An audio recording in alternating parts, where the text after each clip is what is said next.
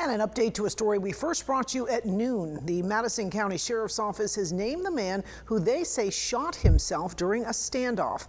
It was last night on Northeast Juniper Drive in Lee. Deputies say they were trying to arrest Zachary Mosier, who was wanted for child sex crimes in Suwannee County.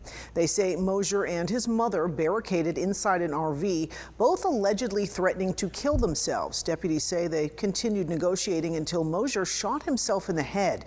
He did survive, but is still in critical condition this afternoon. No one else was hurt. The sheriff's office says deputies did not fire shots.